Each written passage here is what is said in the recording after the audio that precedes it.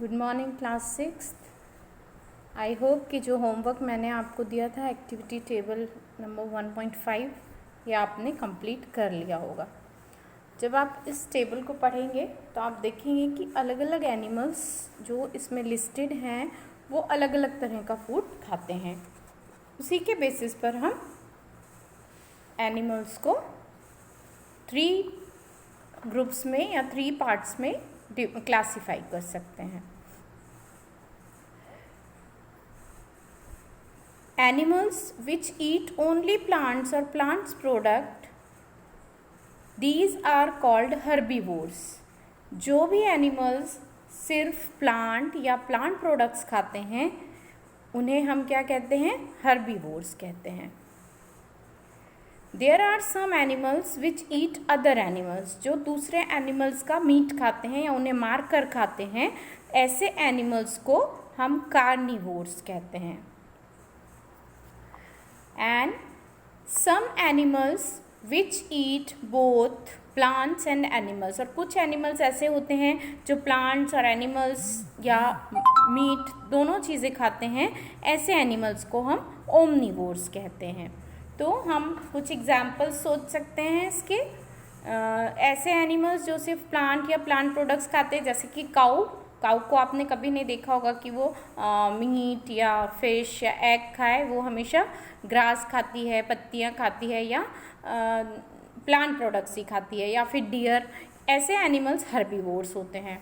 इसी तरह से लॉयन और टाइगर को आपने देखा है वो हमेशा शिकार करके खाता है, वो दूसरे एनिमल्स को मार कर खाता है। तो ऐसे एनिमल्स जो दूसरों को मार कर खाते हैं उन्हें कार्निवोर्स कहते हैं। वहीं कुछ एनिमल्स होते हैं जैसे क्रो आपने देखा है, अगर आप उसको रोटी देंगे तो वो रोटी भी खा लेगा, वो नट्स भी खा लेगा, और अगर कुछ मरा हुआ मिल जाएगा उसको कोई एनिमल तो उसे भी खा लेगा। इसी तरह से बेयर जो होता है, बेयर भी प्लांट्स भी खा सकता है और किसी को मार कर भी खा सकता है, फ्लैश भी खा सकता है, तो उसे बोलते हैं ओमनिवोर्स। तो ये हुआ classification of animals on the basis of their food. Now on the basis of this classification, where would we place human beings? Human beings को हम किस ग्रुप में डाल सकते हैं? आपको पता है ह्यूमन बींग्स प्लांट प्रोडक्ट्स भी खाते हैं, अनाज, सब्जियां, फ्रूट्स जो हमें पेड़ों से मिलता है, और उसके अलावा एनिमल प्रोडक्ट्स भी खाते हैं, एग खाते हैं, मीट खाते हैं, दोनों चीज़ें खाते हैं। तो वो क्या हो गए? वो ओमनिवोरस हो गए।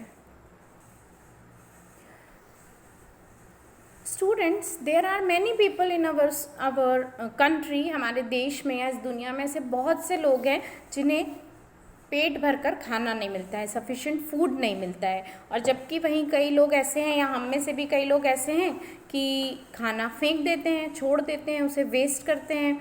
तो हमें अपने उन देशवासियों के लिए या अपने उन लोगों के लिए जो इस अर्थ पर रहते हैं और जिन्हें अच्छी तरह से खाना नहीं मिलता है, तो हमें खाना वेस्ट करना छोड़ना पड़ेगा, और ऐसे तरीके हमें ढूंढने पड़ेंगे जिससे कि हम सब लोगों को खाना उपलब्ध करा सके, उनको इजीली अवेलेबल हो जाए।